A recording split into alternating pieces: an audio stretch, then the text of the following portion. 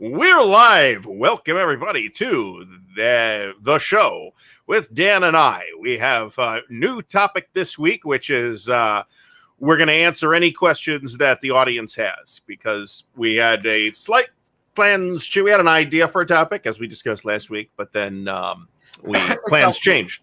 Yeah. Well, it didn't fall through. It's just that we didn't have a backup plan in place, and then I didn't come up with anything until 10 minutes before the show. So we're going to improvise here and see what happens. So if the chat people are too embarrassed to ask a stupid question, email me, man. We are depending on you to ask quality questions about war games here tonight. So, well, I mean, you smoke the pipe, Artie? No. Oh, you don't smoke. It's true. I remember asking you. Okay, yeah. You wouldn't even go. I mean, you're still on a tobacco thingy, so you won't even enter a tobacco shop. I just don't want to deal with it now. I think I would have problems. I sometimes worry about going into the gas station where they sell the dip. So yeah, don't worry about it, man. You're a tough guy. Hey, how's your job?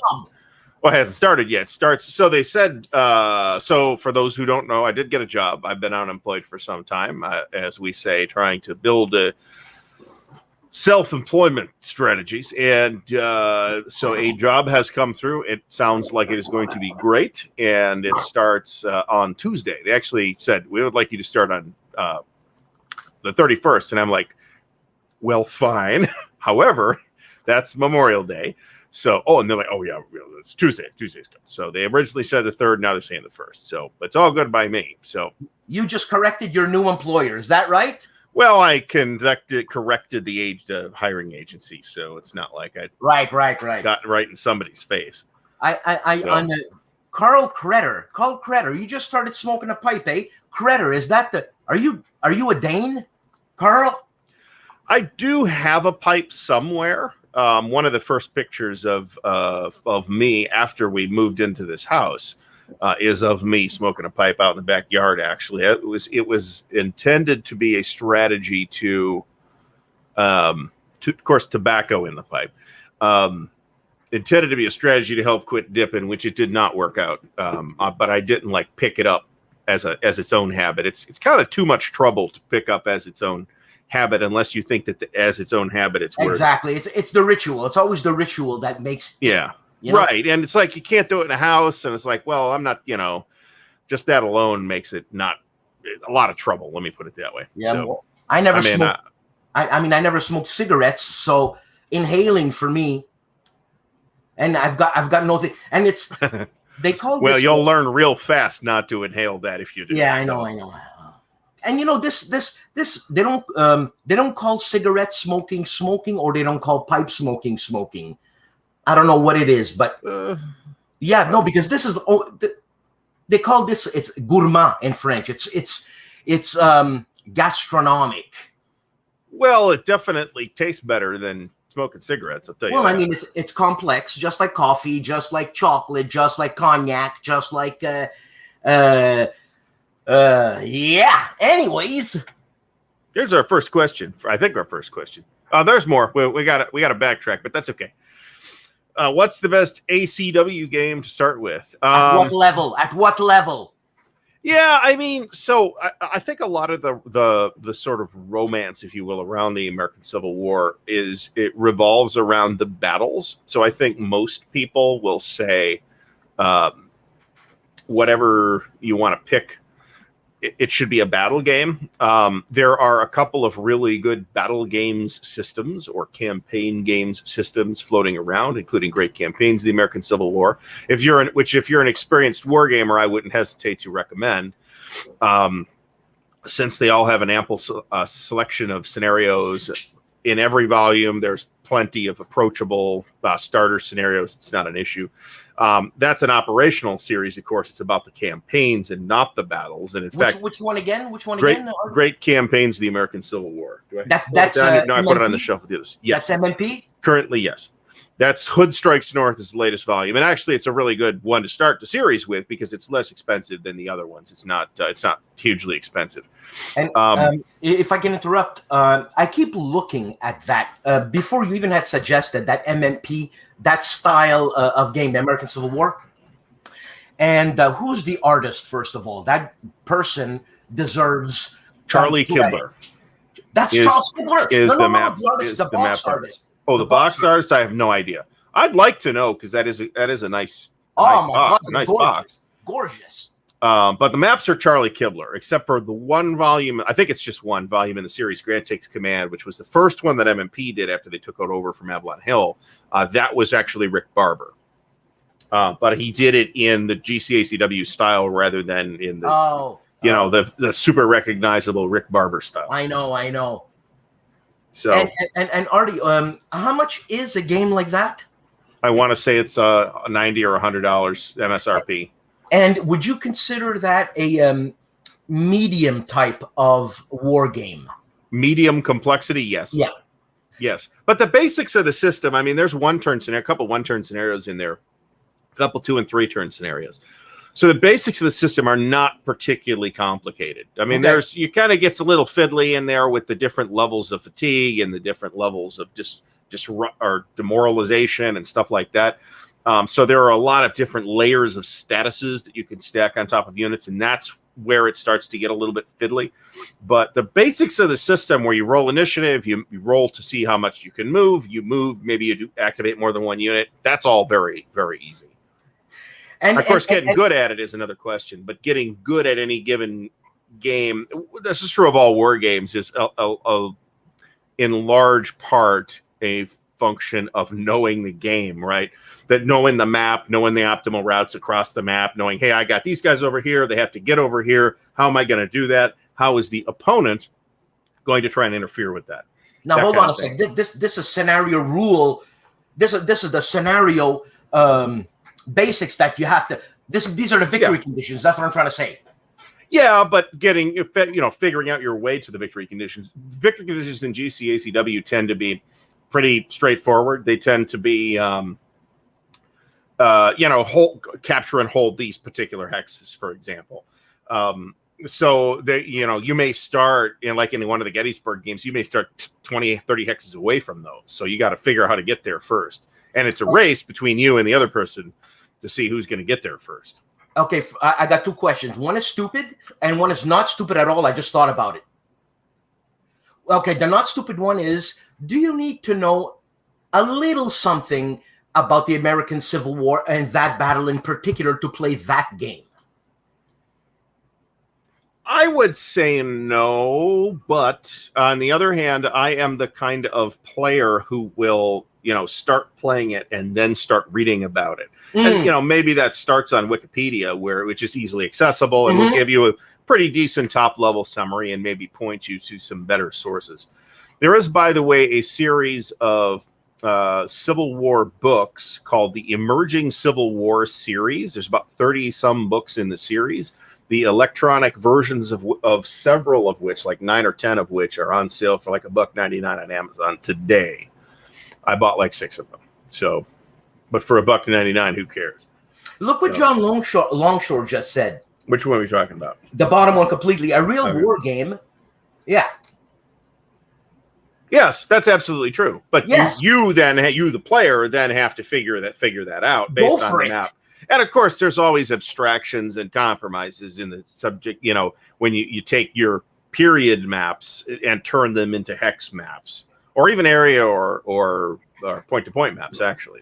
And it's funny because again, he brings up another question. Why need you follow the setup scenario, the beginning setup? Why do you need to follow the setup? Why don't you just make it real? Like, okay, let's go, guys. Here we go. Am I making any sense? I'm not sure I understand the question. Like, why do you need to follow the setup if you could just figure your way to wherever you're going? Well, I mean, it depends on the game. I mean, so if you're playing a civil, to take our running example that we're using today, if you're working on an American Civil War battle, then actually Gettysburg is a fantastic example. Gettysburg is what's called a meeting engagement. Most Gettysburg games start with like only a couple pieces on the map.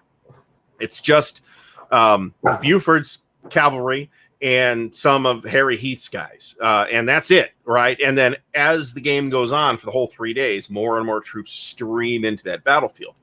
So how do you handle that if you want like a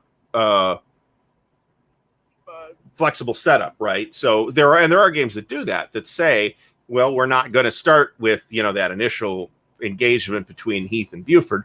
We're going to start after noon, say on July 1st, 1862. Look at what Stigler says. Look at Stigler. Stigler says you have to have a starting point as a departure. Do you? Well, you got to start somewhere, unless the game is so abstract. An example that where a game might be that abstract might be the new Napoleons Imperium, where I'm not sure anybody's going to particularly care if the exact dispositions of forces at the start of that game match any historical dispositions at all. I don't think anybody would care. I don't think it's that kind of game. So, but for more like a game that's trying a little harder to be a simulation, the forces have to start somewhere. You're right. And you're right. On something like Gettysburg, if you have, say, some of Lee's troops come in from a different direction than they did historically, because he's trying to concentrate his army on that battlefield, you're going to end up with a battle that looks very different from the historical Gettysburg, for example. Right. And the thing is that in Gettysburg, the last hurrah is Pickett's charge, right? Well, that's not when the battle ends, no. But, I mean, that's probably the last shot that the Confederate troops had. Probably the best shot, well, not the best shot, because it was actually a bad shot, but it was the last opportunity that Lee had to win that battle, to win a decisive victory. Oh, you see, I'm unfamiliar with the well, I'm going to say the details. That's a known fact. I thought Pickett's charge it's over. After that, though, the massacre, it's over. There's a whole bunch of stuff that happens after Pickett's charge, even extending into July 4th. The battle ends on July 3rd, right? So but the last of the big stories of Gettysburg is Pickett's charge that happens on the third day, yeah. And now here's my stupid question. Going back to the battles of the American Civil War, the one we were talking about, the nice cover, the Charlie Keebler map. Great campaigns. Great campaigns, I'm sorry. There's two different, Stigler's going to ream you for I made a mistake, Stigler. So there's great campaigns of the American Civil War, which is the operational game that I've been talking about. And there's great battles of the American Civil War, which is a Richard Berg design, dates to the 70s. Currently being done by GMT, and which is also a series that I happen to like quite a bit. But that is a tactical series about the battles, right? Rather than the operational movements of troops getting to the battles. That's very interesting. And it's funny, you make questions pop out of my head a lot, but here goes. In terms of component-wise, in terms of the price, I know it sounds ridiculous. It's a $90 MSRP. I know there's a lot of research that went into that, and we have to pay for the research. That's what I'm thinking of. Now, component-wise, $90. Talk to me. It's 2 counter sheets, 1 map, 2 booklets, and a couple of player aids. It's not. It's a game that would, frankly, be cheaper if it was being published by GMT. It's It's $100 MSRP. Now, on paper, that looks like expensive, right? But I have never felt like I have gotten a shortage of actual play value out of a GCACW game from anybody, right? Even back in the days of Avalon Hill. So there's that. There's the fact that MMP is operating at a smaller scale than GMT is. It's just that's going to be a factor in how much games cost. That's the way it is. And I mean, I think the component quality is top notch. There's people that have complaints, some of which are justified, about MMP's components. None of those complaints apply to that series of games. They're gorgeous. The maps are stunning. The boxes look nice. The counters, I think, are serviceable. I mean, they're not like the world's most amazing counters, but I do think the maps are the prettiest maps in wargaming. And I was just about to ask Stephen Roberts' question. Do they print in the States? Yes, MMP does print in the States. So and you know what? That makes FYI on that. And they collate in-house too. So if they don't get shrink wrap games coming from China, they have, they get parts in that they then assemble into the finished games. Awesome. No, that makes a difference. Look, man, makes a difference. And I'm not even from the States. You know, it's not like I'm buying local. You know what I'm saying? Yeah, yeah. See, Doug's, we've seen that. We saw this in 3 Days of Gettysburg. When we started on the first, we started at the very beginning. And by the second, what we had looked very little like the historical Gettysburg. So even at the same starting point, that's, it is, again, a meeting engagement. So you're not starting with everybody on the battlefield already. If you play out, I don't have the Chickamauga game. I was going to use that as an example, but like Antietam, for example, there's more on the battlefield at Antietam when the game starts than there is in Gettysburg, a lot more. So a lot of that initial ebb and flow of that battle is going to somewhat, at least, resemble the historical battle, because that's where the troops are, right? But then the game will, as more troops come in and certain troops get to cross the river, the Antietam Creek, which is, I guess, I don't know whether it is considered a real creek or a real river, but it's not easily crossable in that particular area. So you have to cross it to bridges in most of these games. It's funny. Stigler said something. It's probably, I'm taking that out of context because he's probably having a conversation in the chat, and he says, that's the way to get more out of Gettysburg, having a field day with their reinforcement schedule. Now, it being a simulation, okay? And he brings up a thing. And day one, there's these reinforcements coming in. Day two, there's other reinforcements. Can you mess with that? Sure you can. No, I mean, and some games give you the ability to do that. 3 Days of Gettysburg, I want to say, has most Gettysburg games, because Gettysburg is very well documented, right?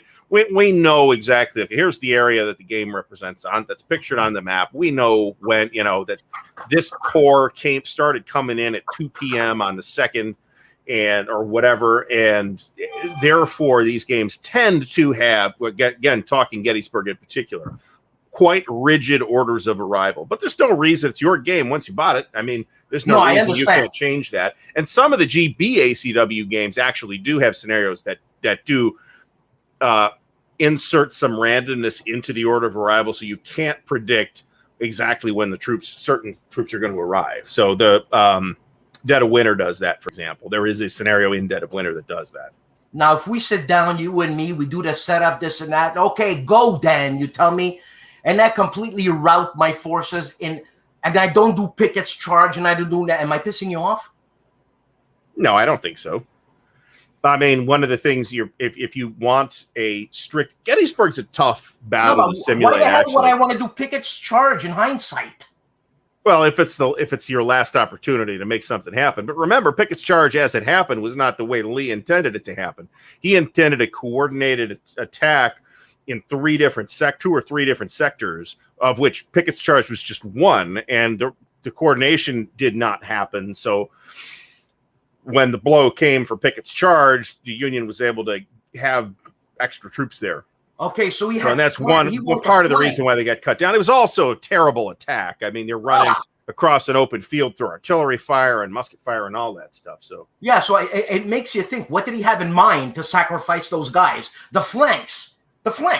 Well, that was kind of on the flank. So yeah, I mean, that was the idea. But at that point, so Gettysburg in a way is a bad example for a lot of the things that we might talk about, because it's 3 days, right? So if you have, I mean, even on like the start of day 2, which is how our 3 Days of Gettysburg game started, chances are very good you're going to have nothing that looks like the historical opening of day 2. We certainly didn't, and nobody was going out of their way to do anything weird.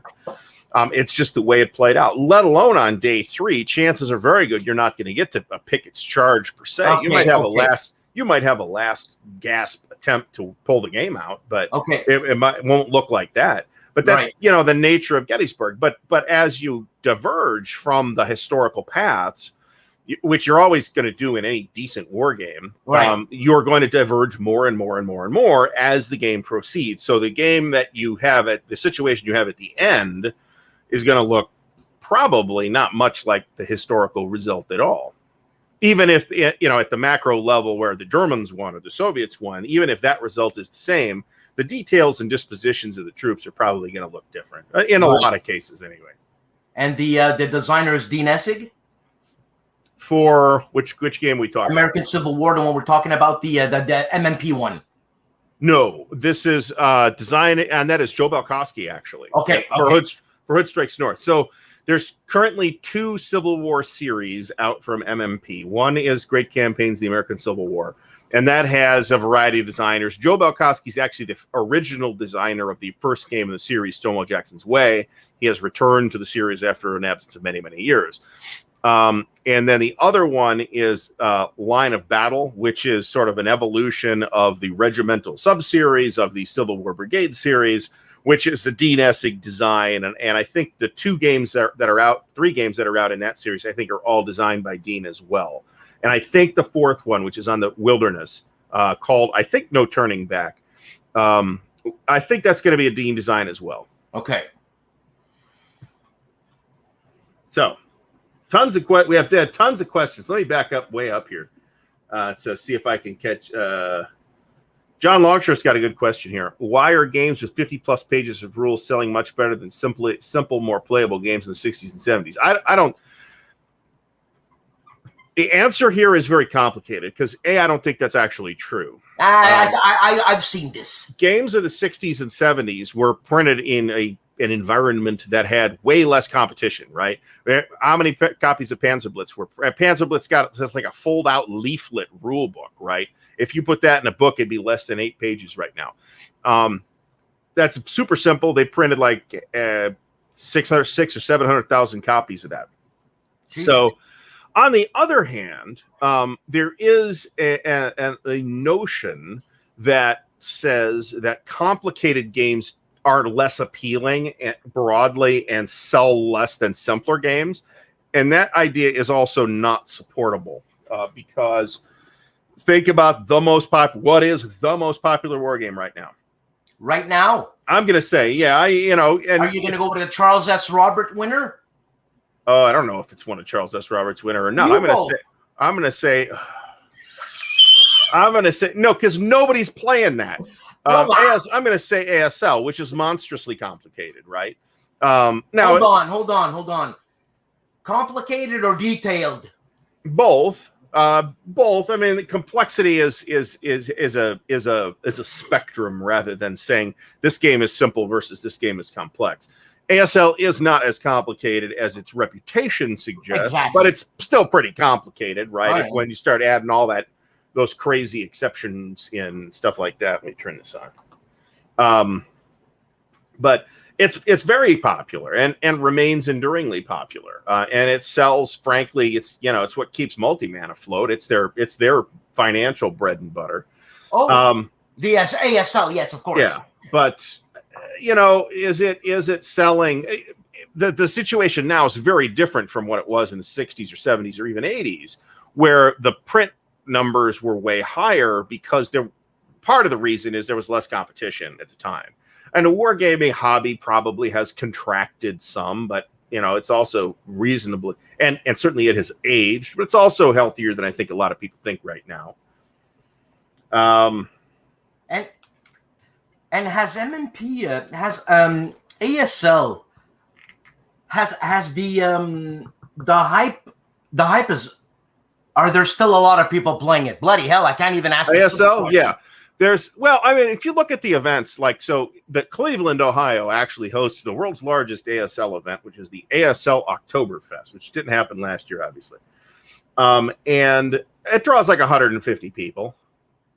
But there's 150 real serious people. Yeah, no, I get and not everybody that plays can go, right? I mean, every town probably has some ASL people that get together. We have here in Columbus, there's an ASL group that meets once a month. I think it's once a month at libraries. Again, before the pandemic. Hopefully, we'll be getting back to that. I'm looking at the chat for.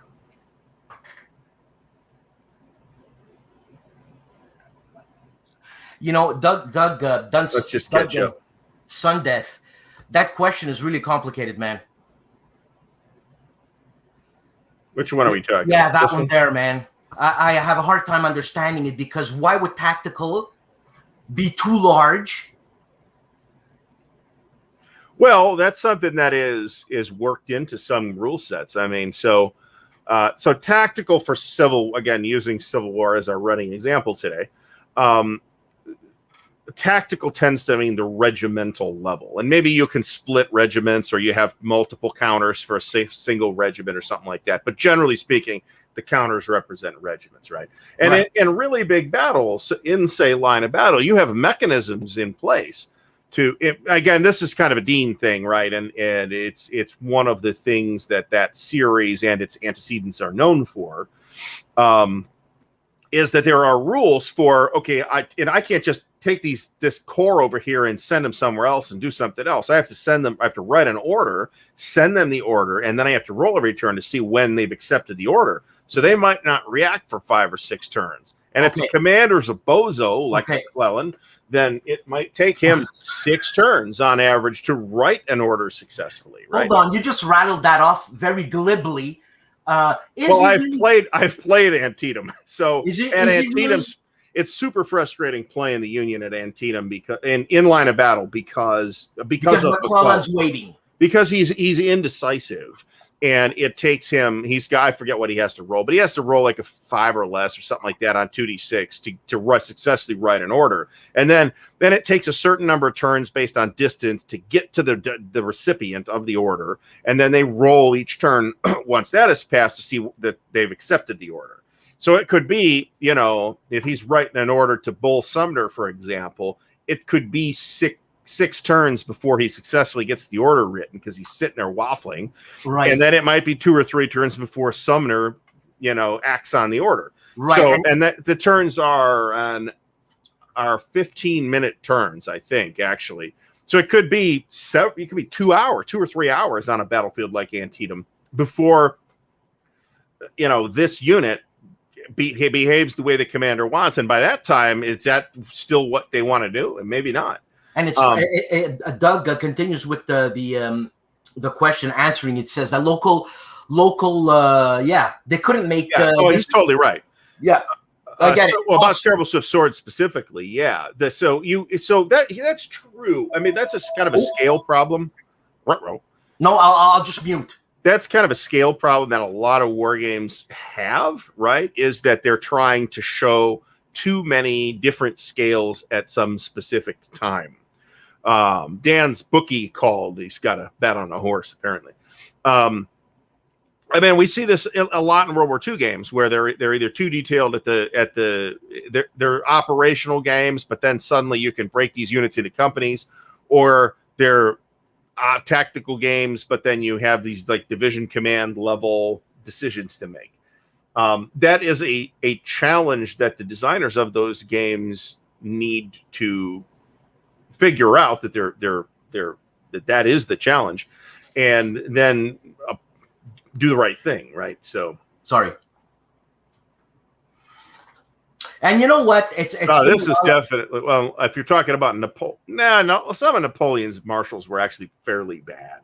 Actually, not all. Some of them were very good, obviously, but I disagree with that. I will say Lee is there. There is a sense in which Robert E. Lee is somewhat overrated because he lost a lot of battles too, right?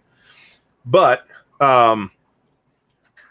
some of those, even the French marshals, watch the Epic History TV series on Napoleon's marshals to get like a good view of all the marshals. Like the top 6 were all really good, but there were like 30 of them, and the bottom 20 really weren't very good. Really, eh? Yeah. The whole series is worth watching anyway. So where is it? It's on where? It's on YouTube. Epic History TV. Okay. John Longshore is, of course, quite right. McLellan was an excellent organizer and built the Army of the Potomac that was later very successful. But on the actual battlefield, it's not necessarily entirely his fault. Like in the Peninsula campaign, he was getting intel, and this is true in Antietam too, that there were 2 or 3 times as many Confederate troops in the area than there actually were. So, based on that assumption where it's, hey, I have to keep these reserves because I could be getting hit in the rear at any time. then his decisions make more sense. But he's still the guy left holding the bag at the end of the day. Yeah. So, you think you got a bum rap? No, I think he was a bozo. But how can you be a bozo and be a general? I'd be high that way because he was what gets called a political general. He was well connected. There's a whole bunch of Union generals and a few Southern generals that were like this. But he went to West Point. Well, so what? So did George Custer. Look what happened to him. So George Custer was one of three command level officers on the field at Gettysburg who came in last in their class. It was Pickett was another one, I think. And I forget who the third one was. I'm remembering Harry Heath, but that might not be actually accurate. So also some of these guys. So look at John Bell Hood, who was the star of Hood Strikes North, if you will, who was an excellent division and corps commander, not really very good at the Army command level where he's being given an independent command. And a lot of Napoleonic marshals were like that too. They were very good as long as Napoleon sat on them. And as soon as they got shipped off to Spain and Napoleon wasn't sitting there breathing down their neck, they turned out not to be all that good. Okay, yeah. So, I mean, they weren't all Davout, right? Who in several independent commands performed extremely well, including saving Napoleon's bacon at least once, and probably more than that. But they weren't all that good. You start looking at guys like Bernadotte, stuff like that, who was much better known for other stuff that he did in the period, like becoming the king of Sweden. Man, that's too cool. And you know what? I thought I was going to play an Ancients game with one of my buddies, but no. And it's a funny thing because all of a sudden, Fred Serval is the designer. He's becoming the new kid on the block, which everybody's like, what the hell is going on? He did a Robinhood coin game. Mm-hmm. Yep. It's like a mini coin. It's a guest of Robinhood, which is just announced on P500 by GMT. Right. So I haven't been sitting on the numbers. I don't know what it's made its number yet, but it wouldn't surprise me. It's good for someone like me who has a psychological block with coin for some reason. And I get Volko's face every time I see a coin. One of these days we should circle back to that actually, because I mean it's I don't think it's all that. I mean, being good at it is fairly difficult, but just learning the basics of it is not that hard. Volko's suggestion for that, or Grushi, for example, totally lost what I was going to say. Talking about coin. I feel like I could teach the basics of coin. Okay, I think it's a random coin game. It's me. So, yeah, this is true too. This is true too, actually. See also Patton. Patton what? Talking about overweening arrogance. You know what? Yes, overweening arrogance. You don't think you need an arrogant general to kick the crap out of the Nazis? Oh, that's to some extent that's definitely valuable. Yeah. I don't think there's any question about that. But like an example of like political appointee generals, and McLellan had powerful friends that prevented Lincoln from sacking him for as long as he did. Was Braxton Bragg. Bragg was a bum, and he won a couple. I mean, he won at Chickamauga, but that wasn't due to any initiative on Bragg's part. That was due to a fairly catastrophic mistake on the part of the Union general, Rosecrans, who's another Ohio boy, by the way, and from Cincinnati, I believe. And the fact that Longstreet was there at that battle and was able to do quite a bit of damage. So MacArthur was another one. But yeah, I mean, the arrogance, yeah. I'll be honest. I think MacArthur is the most overrated American general of World War II. Well, the squeaky wheel gets the oil. Yeah, he's a loudmouth, that's for sure. Jesus. So there's that. I mean, what? Yeah, Bragg was a personal friend of Jefferson Davis. So Davis, literally, like all of Bragg's officers got together and like wrote a letter to Jefferson Davis and said, "You got to get rid of this guy. There's gonna be disaster." And Jefferson Davis didn't do it, and it was a disaster in the long run. So once Rosecrans was pretty much broken by the defeat at Chickamauga, along with most of the army, and he was never able to really lead competently again after that. But around the same time, we started to see the emergence of Grant and Sherman in the Western theater, and who were more than a match for Braxton Bragg. And isn't Sherman some sort of Patton? Sherman is given a lot of, he's, villainized to this day in some parts of the American South, particularly in Georgia and South Carolina, he did actually more damage in terms of like dollars of damage in South Carolina than Georgia.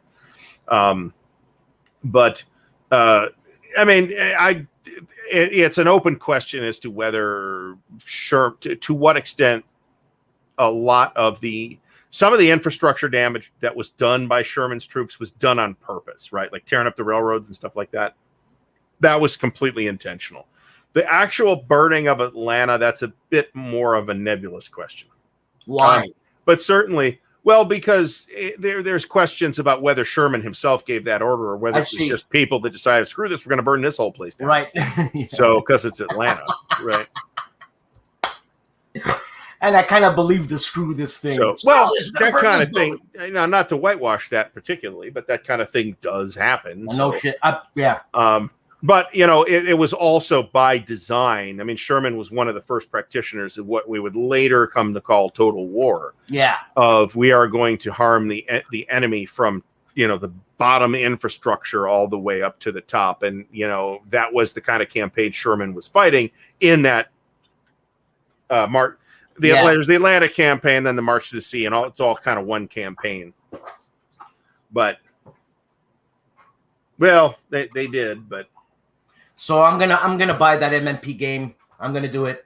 Well, I recommend it very strongly, and I've got some intro video on it. And Patrick's Tactics and Tutorials, his channel is very good go-to instructional channel on those.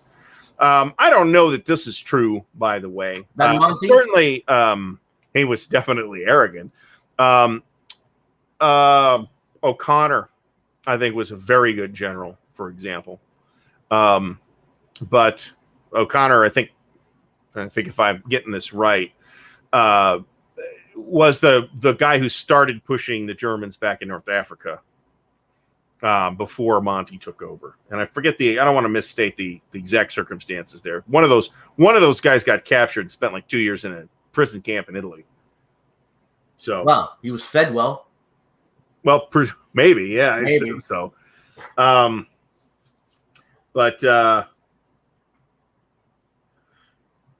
I agree with this statement by Peter. That's the Anaconda plan of what's his name?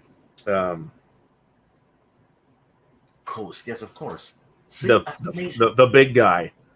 What are you talking about? The guy who was head of the army when the Civil War started, and eventually. You're talking about the Union general? Yeah. Oh, when the Civil War started. Yeah. Gee. Head of like the entire U.S. Army. I'm drawing a blank on the name right now, but that was the Anaconda plan, which is basically blockade all the ports. And then once they took the Vicksburg fell and Union controlled the whole Mississippi, that was pretty much the end. That's absolutely. You're saying Scott here. You talking about Scott? Yeah, Winfield Scott. Yeah, absolutely right. How long did he serve? Well, he served in the Mexican War. He was in charge of. I forget exactly what his command was in the Mexican War, which I don't know a lot about. But by the time of the U.S. Civil War, he was weighed like 400 pounds, and he was like 6'5". He couldn't get on a horse anymore. He was in no kind of physical condition to command an army in wartime. And he ended up stepping down, but I think he may have continued to serve in an advisory role for Lincoln, something like that.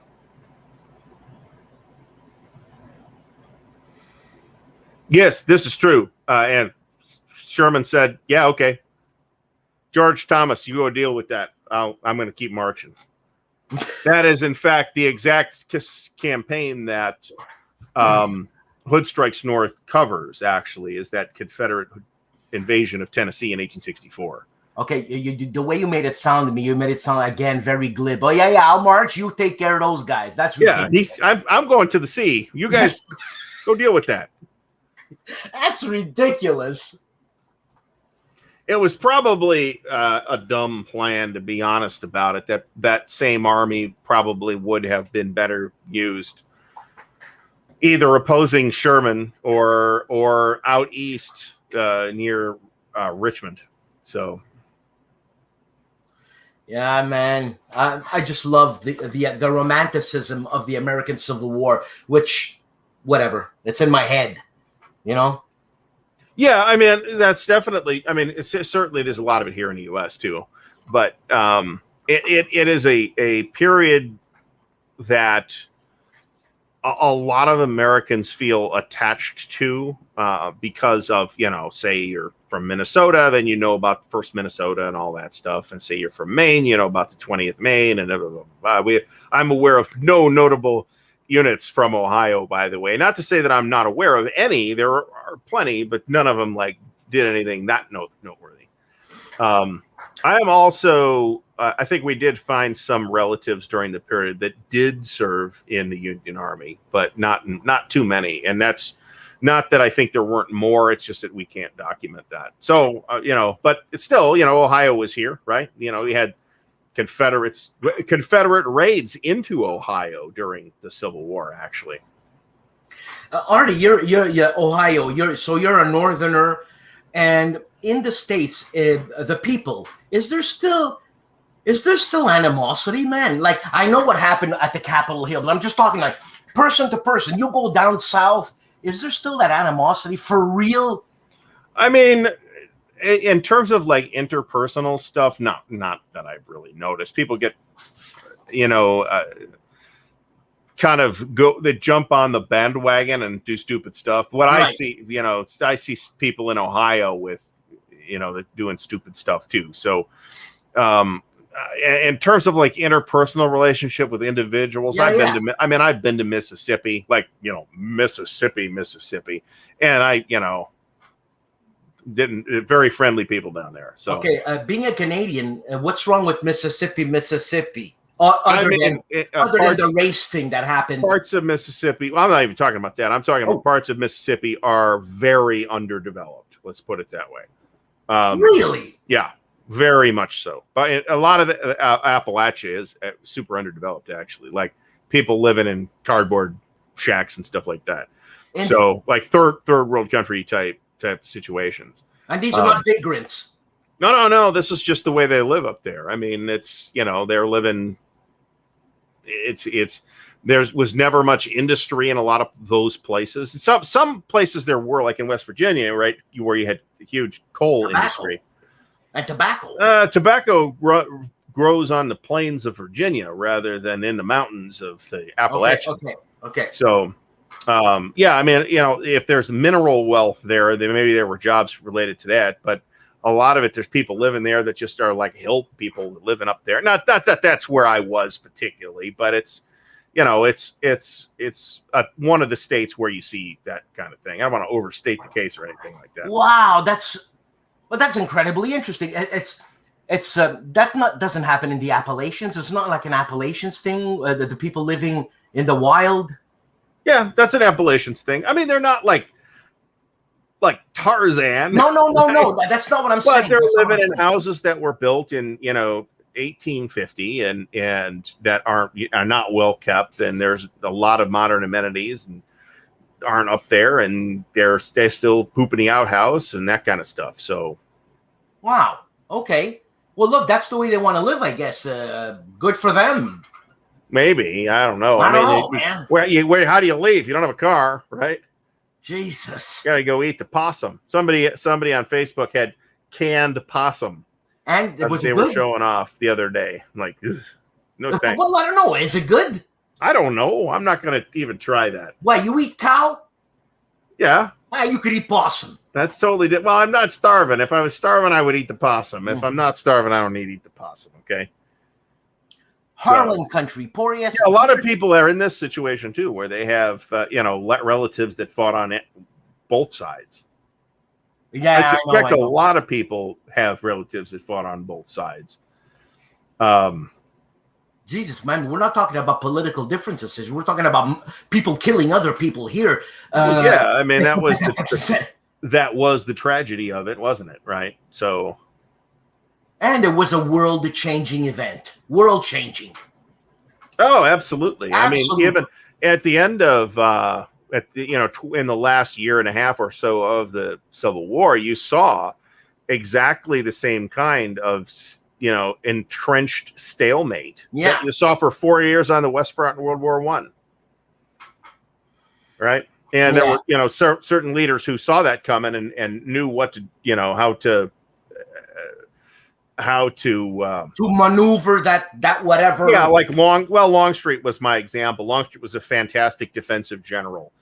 He knew exactly what the potential was in there. And Lee always, you can't just dig in and you got to move, attack, because that's what Napoleon would do, right?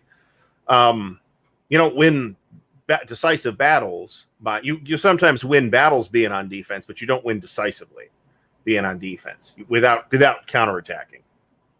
At least, in the Napoleonic mindset that Lee was in.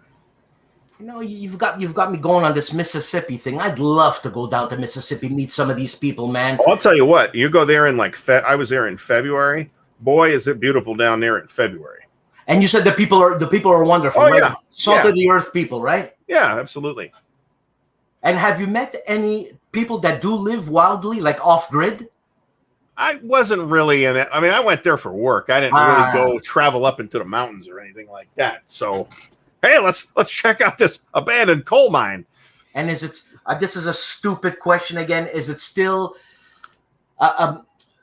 someone with black skin? Is it still bad in Mississippi, man? I don't want to speak to that because I just don't. I don't. Know. I'm curious. I mean, seriously. I just can't speak to that experience, so I am not the right person to ask. Okay, sorry. I mean, being Canadian and being cute and all that stuff, we ask cute questions. I'm aware of that. Yes. You don't get us started on hockey. What's the big hockey thing? People stop, not watching YouTube because they got to check out the hockey game now. I'm like, man, it's 90 degrees out here today.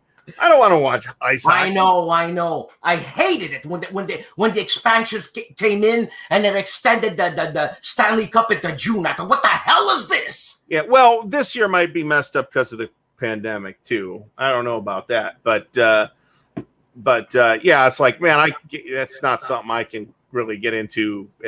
It's 90 degrees outside. No. And I walk outside and started to melt. No, I agree with you. And plus, I don't watch hockey anymore because they traded Chelios 20 years ago. So I don't know anything about that either. And I don't even want to talk about it. Wayne Gretzky. What about Wayne Gretzky? I don't know.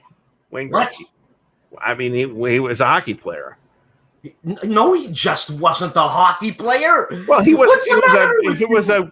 a very big hockey player. He was Canadian, as I recall. Of course, from Edmonton.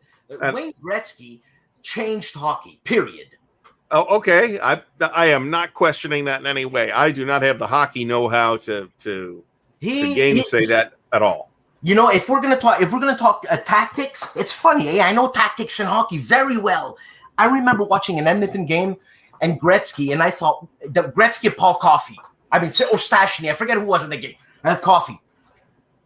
The whole play is over there. Everybody is over there, and they're fighting for the puck. And what the hell is Wayne Gretzky doing over there all alone? What a stupid question. And there the puck just goes to Wayne Gretzky. So Gretzky did something that had that the psychology of the play moved all the way to the left. He's alone. Wayne Gretzky at the right. It's like he's a shining beacon, for God's sakes. Gets past to him. He scores. That's Wayne Gretzky. Don't give him the puck. Certainly not. Don't give him the puck. And he's a gentleman. He was a gentleman at 12 years old, my friend. You listen to an interview with Wayne Gretzky at 12 years old? You mean he was interviewed at 12 years old? Why? Because he's a prodigy. That's why. So, funnily enough, we have a huge Tim Hortons presence here in Columbus, Ohio, because they were part. Who was Tim Horton? Well, he was a Canadian hockey player. That's all. Started a business selling substandard coffee and mediocre donuts. And now he's got more money than the NHL. Oh, probably. At one point, Wendy's was an investor, part owner in Tim Hortons. I think that's not true anymore, and that's why there's a lot of them here, because Wendy's was or is. No, I think you're mistaken. I think it's what's Burger King. Definitely, Burger King is not headquartered here in Columbus. Okay. I can tell you that. Okay, excuse me. And I think White Castle is headquartered here as well. I don't know if that's national or not, though. What's White Castle? White Castle is like those tiny burgers for like $1. You get like these tiny burgers. Never heard of them. And then they it's like the world's greatest laxative. It's like you eat some White Castle and then right to the can. Jesus. Sends you right to the can. How long does it take before it hits you? About an hour. Yeah. So if you're feeling constipated, I recommend White Castle. So, yeah. Believe it or not, I actually like their breakfast sandwiches. I think their breakfast sandwiches are actually. I don't even know what you're talking. I never even heard of them. White Castle. You can Google them. I don't know if they're how. Oh no! Tonight I'm googling Mississippi, man. It could be regional. I've never really spent any time in Texas or Florida. I have, and Mississippi. I have. Tennessee. I have. Well, hold on. Just thinking places in the South where I've done something other than just fly through them. What's with Harold and Kumar go to White Castle? Because I know Harold and Kumar. There is a movie called Harold and Kumar Go to White Castle, which I have not seen, and I have no particular interest in seeing. Didn't those guys start out David Letterman in a restaurant? No, I don't know. I think they were on some show, some variety sketch thing or something like that. Oh. Peter, you really don't. It's worse than White Castle, really. It's not even cheap anymore. It used to be that the virtue of Waffle House. It was just a staple of the American South restaurant scene.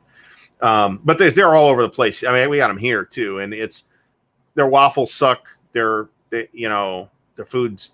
It's not even that cheap anymore. I am not a fan of White Castle. You see, I'd rather eat White Castle than Waffle House. When we'd have a hangover here in Canada, you go to a shack where they serve poutine, and you eat it, and then you're ready to go at 5 a.m.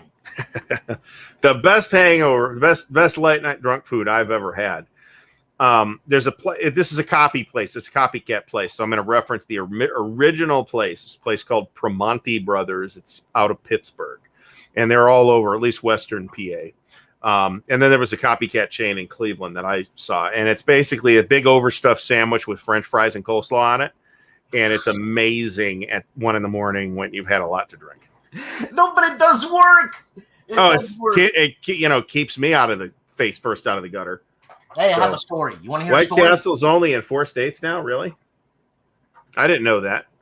Then again, I haven't eaten at White Castle in years, so I'm not motivated to check. I have a story. You want to hear a story? No, by all means, go ahead. So I'm in Vermont, in the States. You ever heard of Vermont? Vermont, that's where the maple syrup comes from. No. Maple syrup comes from Canada. Vermont, it sucks down. It leaches down. Anyways, let's not talk about that. That's a sore point. But anyways, I'm in Vermont, and I'm at a percussion convention. And I meet the drummer of country star Tammy Wynette. Is she still alive? I think so. Okay, it was Tammy Wynette's drummer, right? Okay. So he's hungover at 6 o'clock in the morning. He's like, I'm going to die. And I got a gig tonight with Tammy Wynette. How am I going to do it? So you have to understand, this guy's just a drummer for Tammy Wynette, being an awesome drummer. But the show is Tammy Wynette. So don't screw it up for Tammy. You understand? So at 7 o'clock in the morning, we went to a diner. I said, this is what you got to do. So he drank 3 beers. I said, you got to suck the first one back. You're going to puke. He puked. Then the second one, it settled in, brought back his old drunk. He did the gig. I mean, you got to tell that to Neil Young's band too. Several of whom were wasted all the time and or eventually dead. I mean, he did a whole album just about somebody in his band that overdosed. So you're talking about The Needle and the Damage Done? Yep. And what, you're making fun of that song? Not at all. I'm a huge Neil Young fan. I've seen Neil Young live in concert about 6 times. Yeah. We're in Canada. We see him all the time. I do remember Rax, and at one point we had a Rax here in Columbus. What's a Rax? Rax is was a restaurant that was sort of similar to White Castle, except it tried to be a little classier. Rax. Who wants to go eat at Rax? Well, it ain't around anymore, so at least not here. I don't know if they're still around it or it's not. Like going to eat at Pukes. Come on, get a better name. Bloody hell. Like the White Duck or Dilly Dilly Lavender Fields. Jesus Christ. I swear. Whatever. It's a restaurant, people. They're still around, based in Ironton, Ohio. Once a major player in the fast food industry, Rax has extensively scaled down its operations. Wow. So there's still a few of them, actually. I didn't know that. Certainly the one...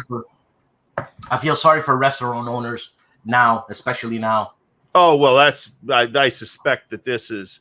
they are exclusively located in southern Ohio and northern Kentucky at this point. And have you ever been to Kentucky? Yeah, I've been to Kentucky. Kentucky is worth going to.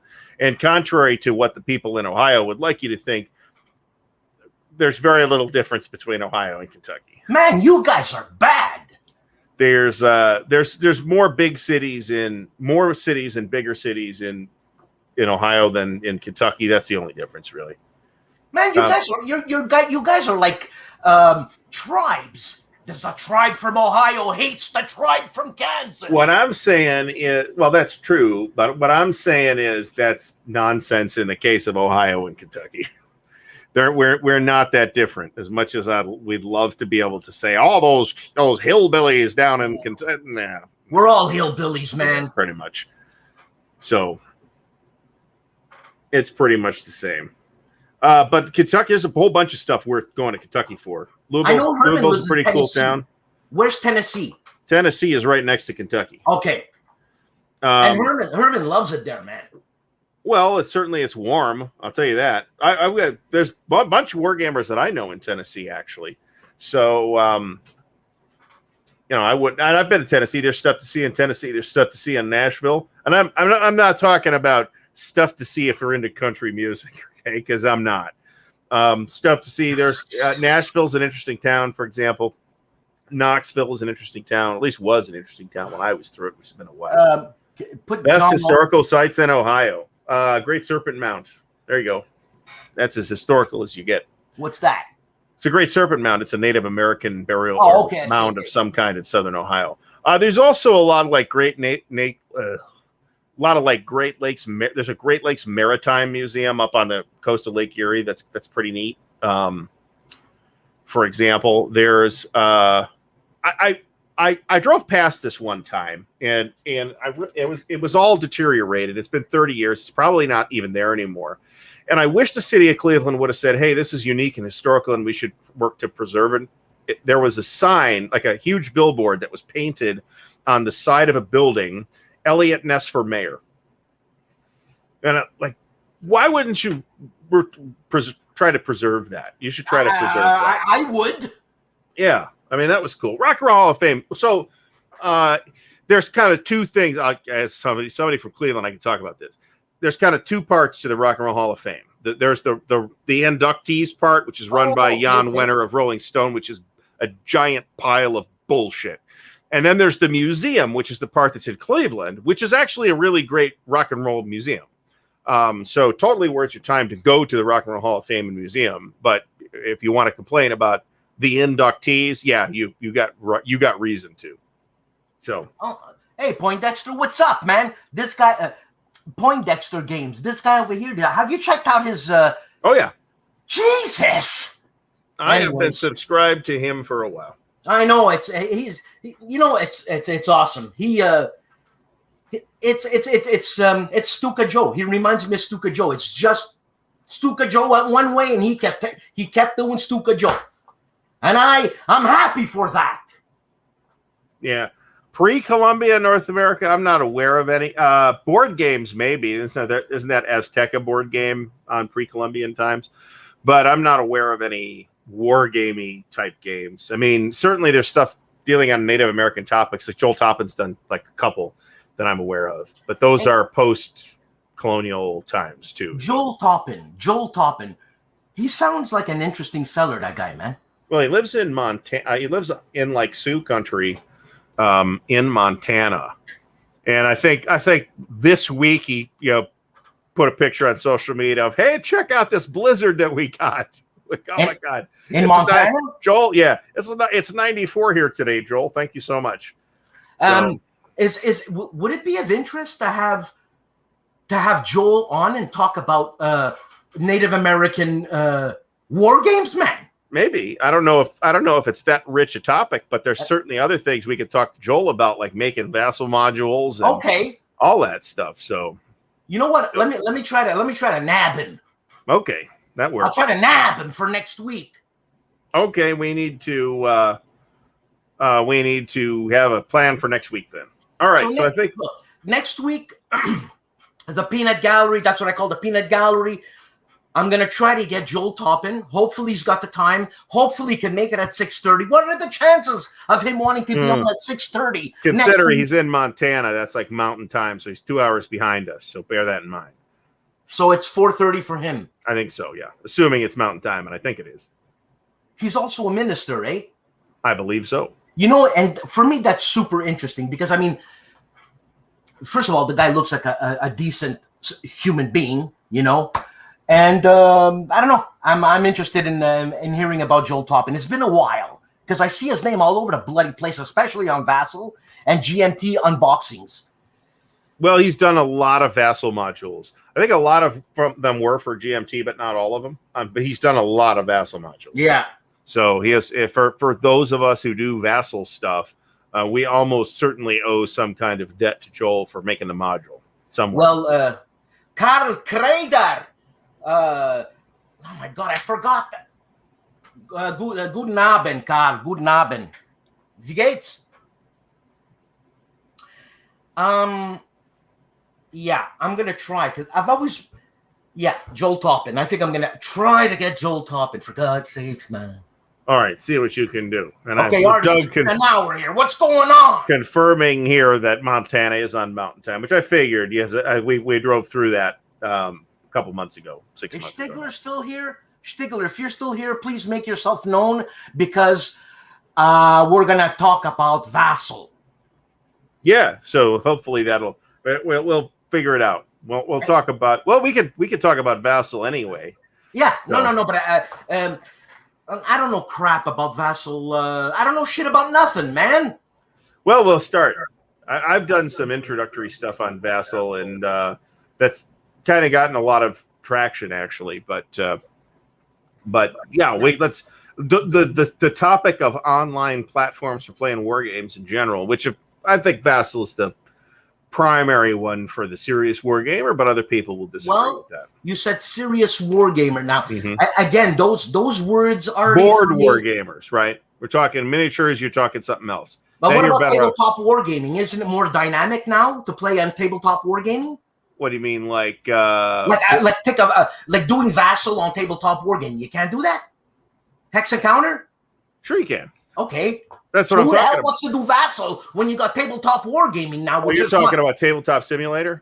Sorry, that's what I mean. Yeah, sorry. So if you're playing a miniatures game, Tabletop Simulator, let's talk about this next week because we have a whole hour to fill up with that. So I'd like to thank everybody for watching, and we'll be back next week over at Dan's place with some kind of topic that we will underbake successfely. And Karl Kreider. Karl, do you have my email? Because you just said you started smoking the pipe. Es tut mir leid, jetzt mit Karl. My German is as good as what I look like. But anyways, Karl, my email is noenemieshere@videotron.ca. Let's talk pipes. There you go. All right, everybody have a